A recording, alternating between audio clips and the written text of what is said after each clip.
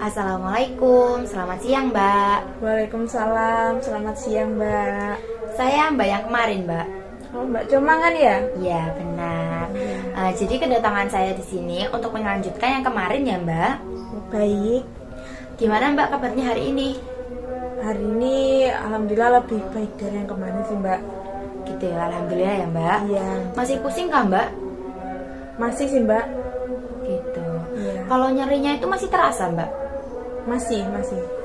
Tetap di leher sini Mbak? Iya, masih di luar sih Mbak. Baik. Biasanya itu kalau nyerinya datang itu berapa lama Mbak?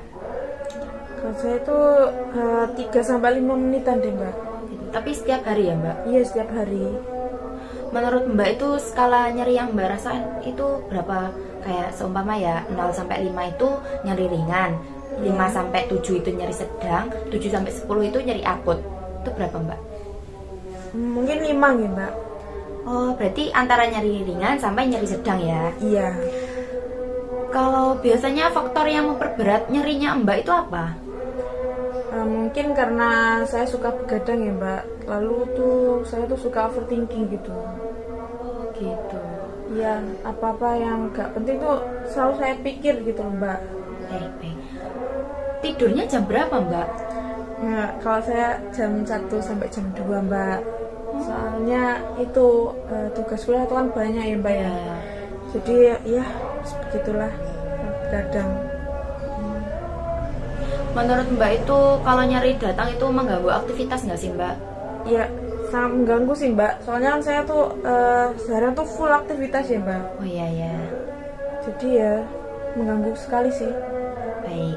Nah, baik karena tadi Mbak juga masih merasakan nyeri, selain itu kan juga masih pusing kan ya Mbak. Iya. Di sini saya akan mengajarkan teknik nafas dalam. Nah, tujuannya agar ketika nyeri Mbak datang itu Mbak bisa memanajemen nyerinya Mbak gitu.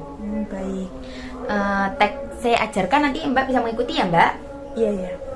Pertama, Mbak duduk tegak.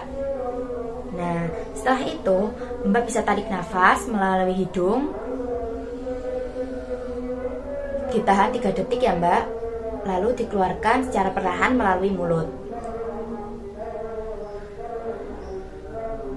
Nah, bagaimana Mbak? Alhamdulillah sedikit mendingan sih Mbak. Nah, baik.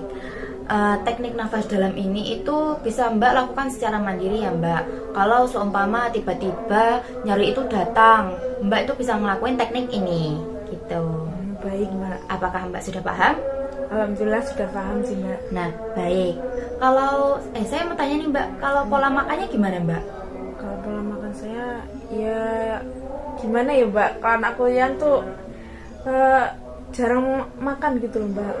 Oh gitu ya. Berarti nggak teratur ya? Iya, ya boleh dibilang seperti itulah. Baik.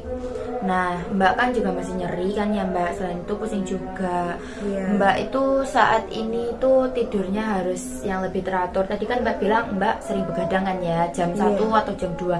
Sekarang itu bisa mulai dikurangi Mbak. Tidur antara jam 9 sampai jam 10.